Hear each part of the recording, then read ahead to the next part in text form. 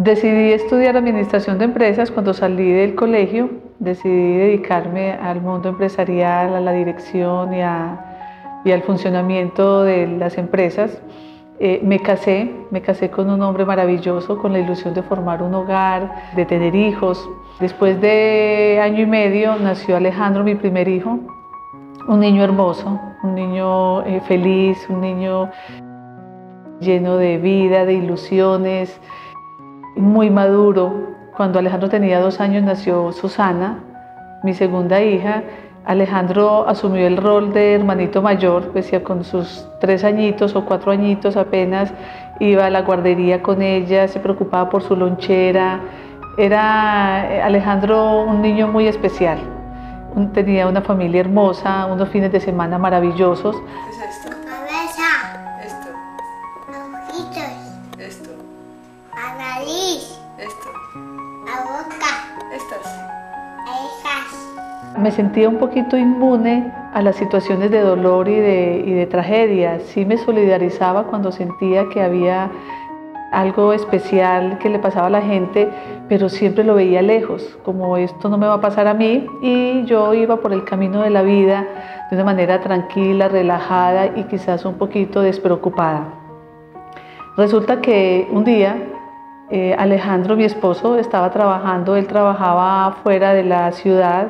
Una vez antes de irse me dijo: encuentro a Alejandro enfermito, no me gusta como lo veo, porque no aproveches y lo llevas al médico. Cuando él se fue, pues me quedé con esa tarea, lo llevé a un médico amigo y le hicieron un examen de sangre y el diagnóstico fue: pues hay que hacerle un aspirado de médula porque esto parece una leucemia.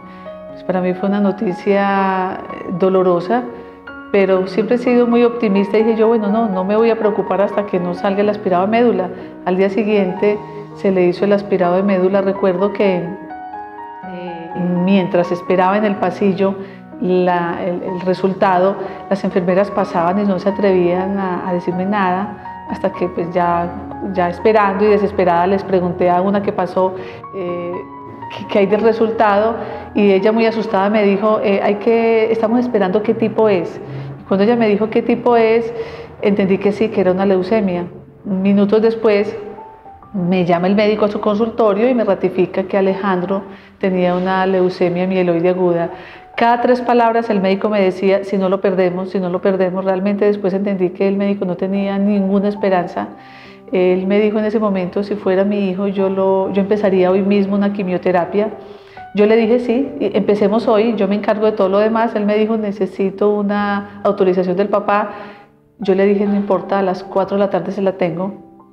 Total, cogí mi carro y me fui con el niño donde mi mamá. Cuando llegué a la casa de mi mamá, se lo entregué en sus brazos, le dije: es positivo. Me fui, cogí el teléfono para comunicarme con la empresa de salud, y cuando me contestó al otro lado de la línea la enfermera encargada de las autorizaciones y me pregunta, y yo tengo que contestarle: mi hijo tiene una leucemia mieloide aguda. Cuando yo lo verbalicé, cuando yo ya me lo escuché, fue como ratificarlo y como entenderlo, y empecé a llorar y lloré mucho rato. Amorosamente, quien estaba al otro lado del teléfono esperó, y cuando ya fui capaz de hablar, ella me dijo: no te preocupes, ve a la clínica y yo me encargo de todo lo demás. Solo me faltaba la autorización por cuenta del papá. Entonces me quedé al lado del teléfono pensando: ¿qué voy a hacer? ¿Qué voy a hacer? Sonó casualmente en ese momento el teléfono y era él, era mi esposo. Casualmente pasó por una casita donde había un teléfono y como se había ido preocupado por el niño, marcó a ver cómo seguía. Simplemente le dije que Alejandro, el médico había decidido que era mejor hospitalizarlo para hacerle unos chequeos y que se viniera. Total, a las 3 horas ya nos encontramos en la clínica, ya había ido yo adelantando algunos trámites. Él se sentó a mi lado y me dijo: qué preocupación con que irá a resultar el niño. Y yo le dije: no, ya sabemos qué tiene, Alejandro tiene una leucemia. Si yo le digo esa noticia, si le doy esa noticia, él estando parado seguro se cae, porque él sintió que su cuerpo se quedó sin fuerzas. Inmediatamente yo le dije: no te preocupes, todo va a salir bien, vamos a sacarlo adelante. Ya cuando fuimos a buscarlo, que él estaba ya en la unidad de pediatría, Cuando abrimos la puerta del pasillo, él lo miró y el niño estaba en la enfermería, en el puesto de enfermería algunos metros más adelante. Y cuando el niño vio que llegó el papá, se vino corriendo con una emoción a abrazarlo, y el papá se fue a encontrar ese abrazo y se fundieron en uno solo en un cuadro desgarrador, porque Alejandro, el niño, estaba feliz de abrazar a su papá, pero este papá estaba destrozado, sabiendo lo que les esperaba vivir. Ahí empezó entonces un duro año de mucho esfuerzo, de mucha tristeza, de mucha lucha, de muchas curvas, de subir y bajar, hasta que finalmente Alejandro murió. Lo despedí, creí haberle dicho todo, pero no se iba. De pronto sentí yo angustia y dije: Dios, si te lo vas a llevar, llévatelo ya. Y sentí como si alguien me dijera: es un niño de 6 años enfrentándose a algo tan grande como la muerte, tiene miedo.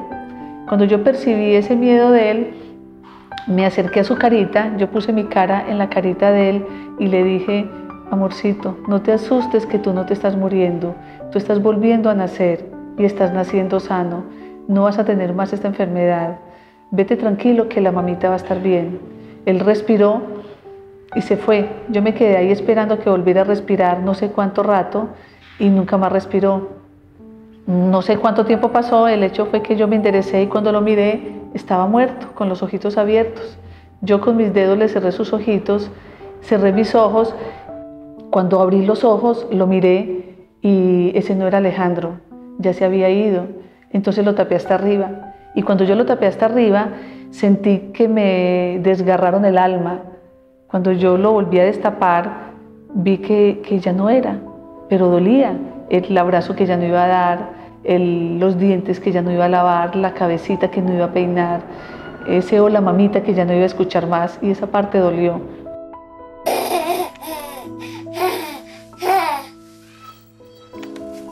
Yo puedo definir ese momento igual como defino el momento en que Alejandro nació. Yo digo que pude estar en los dos grandes momentos de la vida de él. Estuve cuando él nació y estuve cuando él murió. Y yo defino esos dos grandes momentos con 4 palabras. Cuando Alejandro nació fue un momento grande, hermoso, sublime y feliz. Y cuando Alejandro murió fue un momento grande, hermoso, sublime y doloroso. Solamente cambio la 4ª y entendí también que el placer y el dolor son parte de la vida, y que muchas veces el dolor nos impide ver la grandeza y la importancia de algunos momentos, como la muerte en este caso.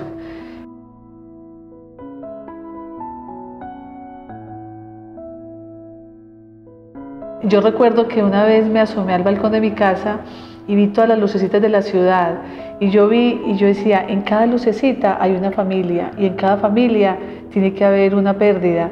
¿Cómo están haciendo las personas? ¿Cómo salen adelante? Entonces dije: yo voy a hacer una fundación en homenaje a Alejandro para ayudar a todas estas familias.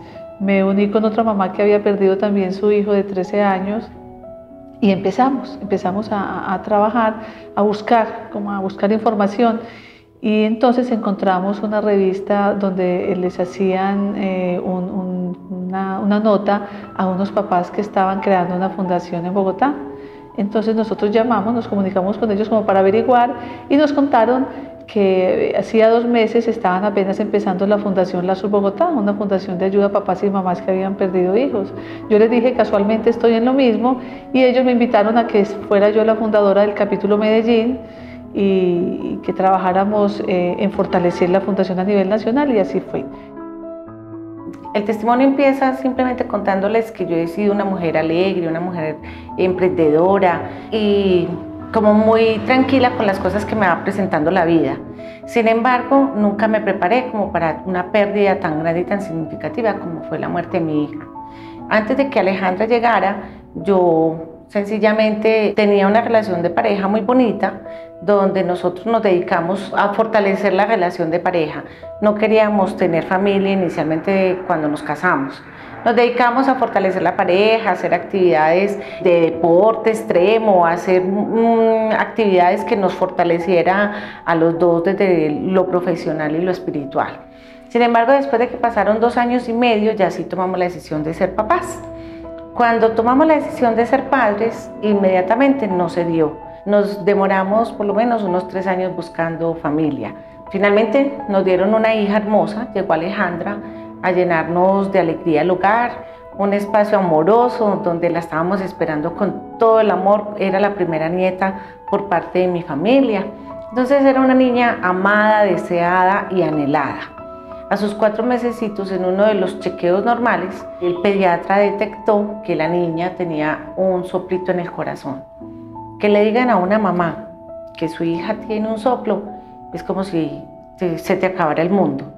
Sin embargo, él no me alarmó ni nada de eso, sino que simplemente dijo, papá, mamá, vamos a hacer unos exámenes a ver cuál es el daño que tiene la niña, pero confiemos en que no sea nada grave. Empezamos a hacer el proceso normal de análisis con especialista y efectivamente el famoso soplito que el médico había diagnosticado no era un soplito, era una tetralogía de Fallot. Eso significa 3 daños severos en el corazón.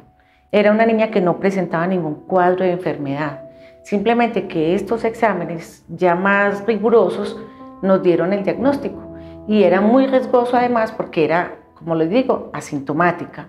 Entonces, desde ahí nadie contemplaba que la niña tuviera un daño tan severo. A los 4 meses que le detectan esto, nos dicen hay que operar inmediatamente porque la niña en cualquier momento se puede morir. Empezamos todo el proceso de salud para adelantar pues la famosa cirugía que había que hacer. Era una cirugía inicial, porque la cirugía correctiva había que hacerla cuando la niña estuviera más grandecita.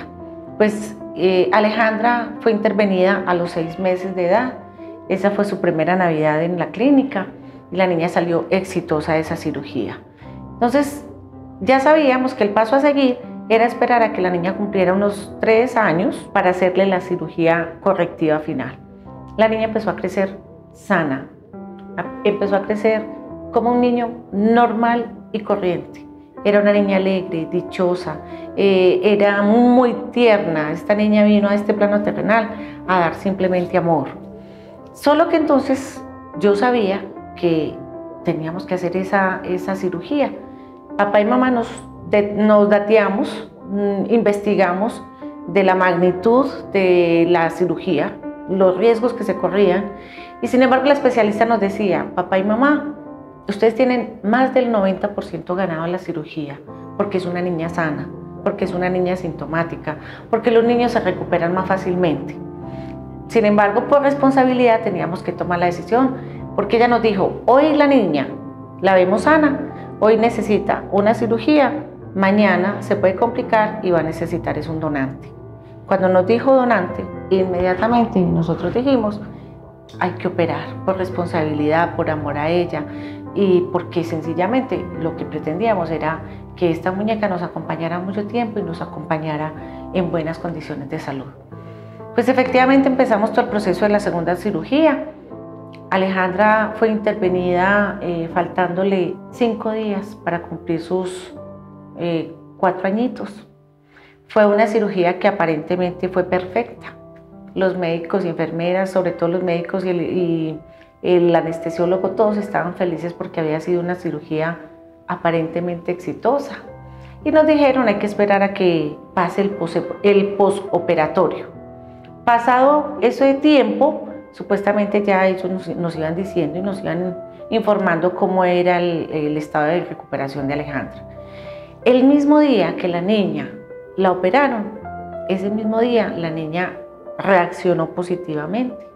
Invitó a los médicos y a las enfermeras a su cumpleaños. A todos les dijo, vayan a mi fiesta, a mi piñata, mi mamá me va a hacer una piñata, llévenme una bomba roja, amarilla, azul, a todos les pidió bombas para hacer su fiesta. Reaccionó positivamente, médicos, enfermeras, papá, mamá, abuelas, todos estábamos felices porque sentíamos que la niña ya estaba al otro lado, que estaba dichosa. Ese mismo día, por la noche, los médicos nos informan que la niña se estaba desangrando internamente, que había que volver a operar porque habían quedado unos punticos abiertos. Cuando nos dan esa noticia y nos cuentan que fue una falla humana, yo me derrumbé nuevamente, me preocupé y volvieron a intervenir a Alejandra. 2 cirugías de corazón abierto el mismo día, la niña no resistió. La niña al día siguiente ya no abrió los ojos, ya no hablaba, solamente hacía señas de que le dolía la cabeza. Empezaron los exámenes y uno de los exámenes detectó que había tenido daño cerebral. Cuando nos dan la noticia de que mi niña tenía daño cerebral, papá y mamá nos derrumbamos. Mi esposo reaccionó violentamente, él no lo comprendía, él decía, trajimos una niña sana y ahora nos van a entregar un vegetal. Y empezamos a orar, no para aferrarnos a la vida de Alejandra. Empezamos a orar, era para que la niña se fuera, para que la niña partiera en paz. Y efectivamente al día siguiente Alejandra partió. Alejandra se fue y esta mamá y el papá y las abuelas, que no estábamos preparados para su partida, fue una experiencia supremamente dolorosa, supremamente difícil.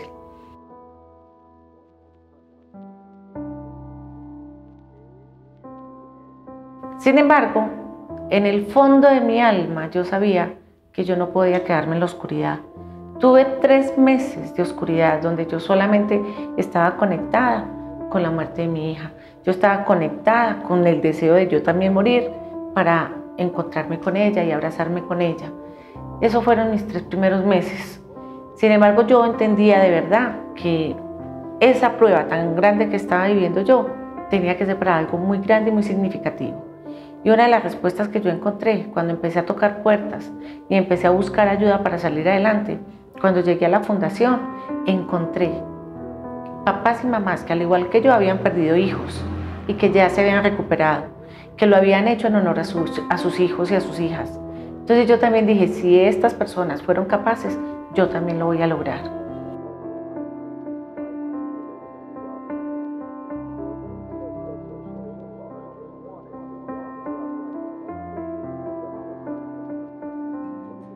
Así fueron pasando ya como 4 años yo al frente de la Fundación Lazos, en una tarea muy bonita, un poco difícil a veces, pero muy gratificante también al encontrar que realmente las familias podían superarse y volver a sonreír.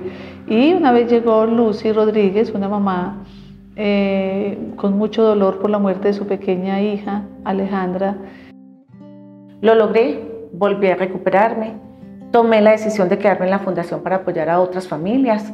Desde mi profesión yo he trabajado con procesos de formación y de acompañamiento. Entonces la vida simplemente me dijo, debes aprender del tema de la muerte, debes aprender del tema de los duelos. Y ya me he dedicado a eso ya hace 15 años, lo que hace que partió Alejandra. Todo esto lo hago para honrar su nombre.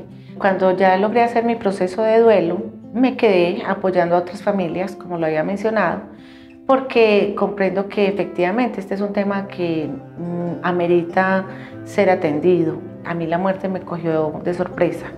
Yo nunca dimensioné que tuviera que despedir un hijo, y en este caso pues a mi hija. La gente nos empezó a buscar por otras pérdidas. Nos decían, bueno, porque solamente ayudan a papás y mamás. Yo perdí mi esposo o mi esposa, yo perdí mi mamá, yo perdí mi amigo, yo me separé y tengo la vida hecha un nudo. Entonces decidimos crear para este fin la Fundación Libélula. La Fundación Libélula se crea para acompañar a las personas que han tenido diferentes pérdidas, diferentes a la de papá y mamá, pero por encima de eso también enseñarles a las personas a que aprendan a vivir a propósito y con sentido, que aprendan a ser felices y a valorar la vida sin necesidad de que sea con un golpe tan duro como la muerte de un ser querido. Nosotros con la Fundación Libélula pretendemos crear un espacio amoroso donde se propicien espacios reflexivos para validar la vida y también validar la muerte, para darle un espacio a la muerte, que la muerte no nos tome desprevenidos, que no la miremos como una enemiga, al contrario, acercarnos a este tema, porque cuando llegamos con conciencia a asumir el tema de la muerte, trascendemos espiritualmente. Bueno, antes del accidente vivía con mi papá, se llama José, mi mamá Ana Cecilia, mi hermanita Juanita, mi gata Tita y yo. Éramos una familia común y corriente, salíamos los fines de semana, estudiábamos nosotras, mi mamá nos llevaba al colegio, mi papá trabajaba y todo era muy normal a lo que hacen las familias completas, unidas, que que son cosas muy comunes. Aquí está Juanita Restrepo Ávila, la caremica. Y por allá viene alegando el señor José. Muchas veces vemos en noticias o en familias cercanas, amigos, que un familiar se muere y uno lo ve súper drástico, pero hasta ahí uno nunca se imagina como que le va a pasar en la casa, ay no, de pronto mi mamá o mi hermana o mi papá se mueren mañana, y uno nunca se imagina que eso va a pasar dentro del núcleo familiar de uno, sino que le pasan los de la puerta de mi casa para afuera y qué pesar y de todo, pero hasta ahí pues uno nunca se imagina que eso lo va a tocar a uno como tan cerquita. Hola, un saludo para la cámara. Hola. ¿Cómo estás? Bien. ¿Qué andas haciendo? Llegó el día pues del accidente, nos desplazamos hacia Yarumal, viajamos temprano, ya de regreso acosaron todos mucho para venirse. Ese día Juanita andaba con sus travesuras, inquieta, y ya nos vinimos. Entonces venía en la parte de atrás del carro, una camioneta, haciendo recocha, porque no dejaba quieta a Manuela, tomando fotos y haciendo sus monerías como siempre. Y llegó el momento del accidente, que fue bastante dramático, y esos momentos no se olvidan. Llegando a Santa Rosa de Osos, tuvimos un accidente en el carro pues que veníamos mi mamá, mi hermana, mi papá, un amigo de mi papá y yo. El accidente fue muy sencillo, pues en una curvita el carro tocó algo, la llanta de atrás, íbamos rápido, el carro giró, se deslizó y lastimosamente había un árbol muy grueso, chocó a mucha velocidad contra ese árbol. El carro como que se deformó pues la estructura del carro, salió la puerta de atrás y ellas salieron en el momento contra el primer impacto Juanita y Ana, y luego el carro volvió a la carretera y salió Manuela por el otro lado. Cuando el carro paró, pues yo me bajé inmediatamente, pues yo quedé muy sonso, y cuando me bajé yo vi que el amigo no respondía, que estaba como muy atontado. Entonces ya me bajé y logré, pues primero volteé a mirar hacia atrás antes de bajarme y no las vi, pues yo pensé que estaban ahí. Entonces fue un momento muy dramático, porque al no estar yo dije, ¿dónde van a estar? Y me bajé y lo primero que oí fue a Manuela llamándome, o llamándome a mí, llamaba a la mamá. Ya me acerqué a ella y la vi en una posición muy cómoda, pues, y que no se podía mover. Entonces lo primero que sospeché era que tenía un golpe en la columna o algo, pues que no la podía mover. Pues yo recuerdo hasta que mi papá empezó como a gritar, como buscándonos, porque quedamos muy separadas del carro y él cuando se bajó no nos veía pues por ninguna parte. Entonces nos empezó a buscar. Primero me encontró a mí, que había quedado sobre la carretera pero al otro lado. Esa parte no la recuerdo, pero él me dice que yo solamente le preguntaba por ellas, que dónde estaban, que las buscara, que yo iba a estar bien, que yo no me iba a mover. Entonces lo único que hizo fue pues como dejarme ahí, me puso una chaqueta encima porque estaba lloviendo, y ya él se fue a buscarlas a ellas mientras llegaba ayuda o algo. Cuando estaba ahí llegó un bus, que hacía poco nos habíamos adelantado, ahí venían unos médicos, bueno, todo eso fue muy rápido. Ya logré, me dijeron, no, pues el carro golpeó como para allá, debe estar para allá. Nos asomamos ahí al borde de una cañadita que había con un barranquito. Y sí, yo alcancé a ver por el cuerpo de Juanita abajo. Bajé, en ese momento ya estaba, pues para mí, como la vi y la situación que percibí, pues pensé que no, ya estaba muerta. Y alcancé a ver más abajo a Ana. Yo bajé como un médico, el médico trató de auxiliar pues a Juanita, pero inmediatamente me dijo, sí, no hay nada que hacer. Yo me quedé con ella ahí, y él bajó donde Ana, porque yo alcancé a ver a Ana que tenía como convulsiones, entonces el médico la fue a atender. Y yo me quedé con Juanita y no sé, se me vino a la cabeza una cantidad de cosas, y me entablé una comunicación con ella, decirle que tranquila, que iba a acompañar a Manuela, que ya ella iba para un sitio mejor, que yo pensé que yo era el que las iba a abandonar, y bueno, me salió un montón de cositas así. Me tocó dejarla ahí, ya el médico se quedó con ella, y yo subí nuevamente pues a acompañar a Manuela. Ya me habían dicho pues que Ana también había fallecido. Y los médicos que estaban ahí pues también le dijeron que lo mejor era que se fuera conmigo en la ambulancia, que era la única que tenía como probabilidades pues, como de vivir, porque ellos ya, mi mamá también cuando la encontró, lo primero pues que vieron era que era una hemorragia interna, entonces que igual no podían hacer nada más, que lo único que quedaba era que llegara a la ambulancia y que me trasladaran pues a alguna parte cercana para ver igual qué daños tenía y que las lesiones no fueran peores. De ahí ya Manuela me dio temor decirle lo que había pasado, no quise decirle nada. Le dije que ellas las tenían otros médicos, nosotros nos íbamos a ir, ya había llegado una ambulancia. Nos desplazamos con Manuela pues, al hospital de Santa Rosa de Osos. Después recuerdo estar en la ambulancia, un viaje eterno, porque primero nos llevaron al hospital de Santa Rosa. En ese momento yo no sabía que ellas habían fallecido. Mi papá no sé de dónde sacó como el valor para montarse a la ambulancia y quedarse como pensando solo en mí o concentrado en eso y dejar de lado lo que había vivido con ellas en ese espacio y quedarse ahí conmigo sin decirme, porque igual sabía que cualquier movimiento, cualquier alteración podía ser pues como una consecuencia para mí. Después, en el otro traslado de la ambulancia hasta Medellín fue mucho más largo, súper incómodo porque me tenían amarrada de todas partes porque no podía moverme por una posible lesión en la columna, hasta que llegamos al hospital general. Bueno, me atendieron, me hicieron todas las radiografías, todo lo que me tenían que hacer y me llevaron como a un cuarto separado para que mi papá pues me contara ya lo que había pasado. Aunque ya lo sabía, igual escucharlo como ya de otra forma y que lo dijera él, pues era como un poquito más cierto. Entonces, obviamente el escándalo que hice fue impresionante, el desespero y solamente imaginarme que ya no las iba a tener más y qué iba a pasar o qué me iba a pasar a mí estando ahí en la camilla en el hospital. Era un momento como muy frustrante, pues uno nunca se imagina como que eso le va a pasar.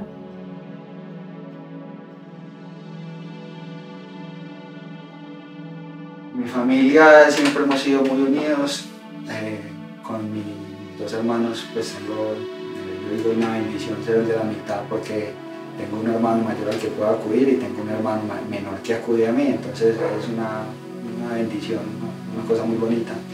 Hemos sido siempre muy unidos con mi mamá, con mi papá, pero sobre todo entre nosotros, pero en realidad entre nosotros era una cosa muy diferente. Nosotros, o sea, ellos pensaban que nosotros jugábamos ahí jugando, leyendo, no, apenas ellos se iban, nosotros cogíamos la cama de ellos y peleábamos ahí, nos cogíamos hielo a tirarnos por la casa, agua, no, éramos muy gamines.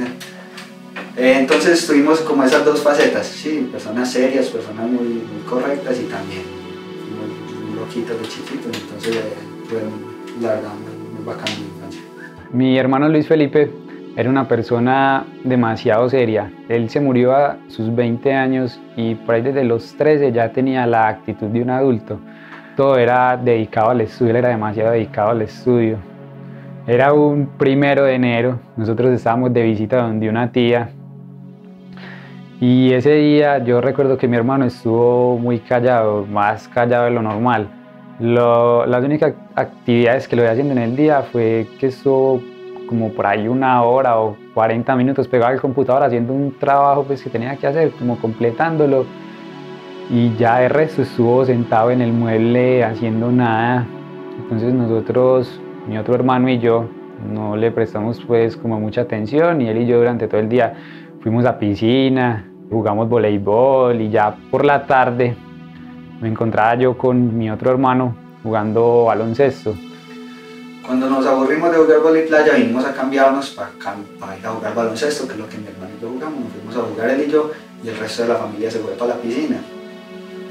Y mi hermano pues no quería baloncesto no juega y tampoco quería ir a la piscina, hasta que pues ya mi mamá habló con él, porque también no le gustaba verlo ahí solo, todo el mundo divirtiéndose y él ahí como acostado.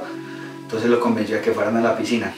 Recuerdo que mi papá fue a la cancha a decirnos que llamáramos a mi tía y estaba pues un poco alterado y mi tía es enfermera, entonces ya nosotros nos alcanzamos a imaginar pues que algo pasaba, pero no le dimos pues con mucha importancia.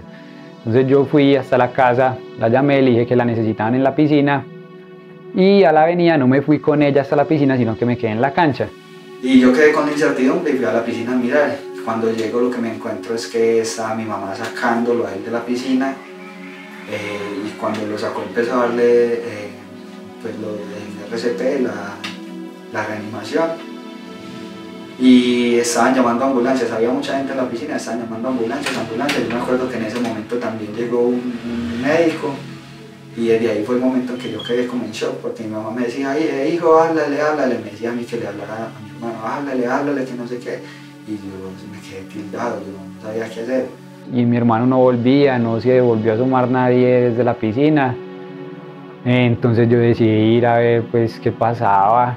Cuando fui, ya encontré a mi hermano tirado en el piso y mi mamá llorando en una silla con mi tía.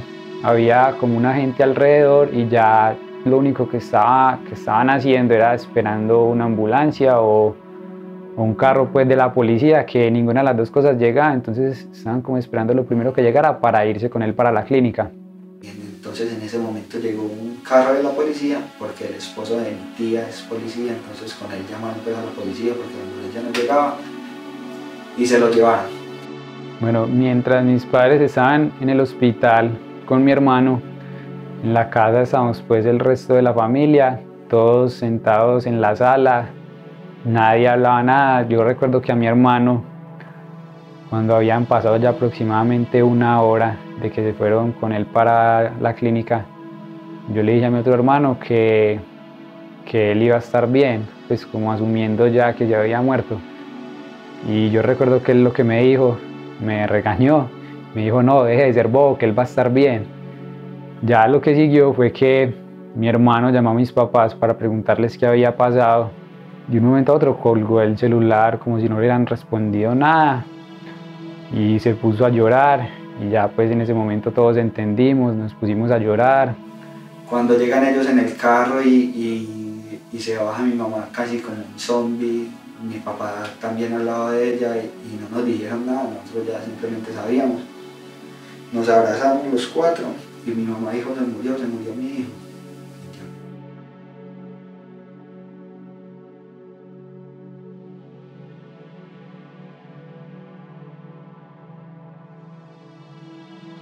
Me convertí en una persona más consciente, más dispuesta, más positiva, más objetiva, más generosa. Aprendí a crear un vínculo con mis hijos de manera diferente, con más soltura, sin tanto apego. Años más tarde nació María Clara, vino a iluminar otra vez este hogar. Actualmente tengo 2 hijas a las que amo profundamente y con las que entablo una relación basada en el amor, pero sin mucho apego. Yo pienso que esas son las grandes lecciones que he aprendido de la vida.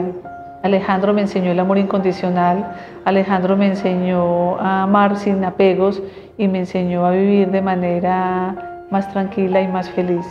Alejandro dejó muchas lecciones. Alejandro todavía hoy, 19 años después de su muerte, me sigue enseñando lecciones. Ha hecho de mí una persona más feliz. Yo digo lastimosamente, qué lástima que haya tenido que morir Alejandro para yo aprender a vivir, para haberle encontrado sentido a la vida. Pero finalmente también entendí que eso es la vida y que la muerte existe y que la ley natural de la vida no es como nos la enseñan, que nos dicen que la ley natural de la vida es nacer, crecer, reproducirnos y morir. Yo entendí que la ley natural de la vida es nacer y morir, y que Alejandro vino a vivir 6 años y que fueron suficientes para dejarnos innumerables lecciones. Al año exactamente, en el aniversario, encontré la noticia de que yo estaba esperando otro bebé. Llegó a nuestra familia Isabela. Ya hoy Isabela tiene 13 años. Es una niña alegre también, es una niña tranquila. Comprende desde su nacimiento, sabe el tema de la muerte porque comprende que en el cielo hay una hermanita esperándola. Entonces desde ahí con Libélula nosotras simplemente pretendemos es generar ese espacio de formación, de tomar conciencia, de que trascendamos con las cosas por más insignificativas que sean cuando se refieren a pérdidas. Cada pérdida trae una ganancia y cada pérdida hay que hacerle un proceso de duelo. Eso es lo que nosotras pretendemos hacer con Libélula, acompañar todo tipo de pérdidas, pero generar en primera instancia un proceso reflexivo donde valoremos la vida, pero privilegiemos también la muerte.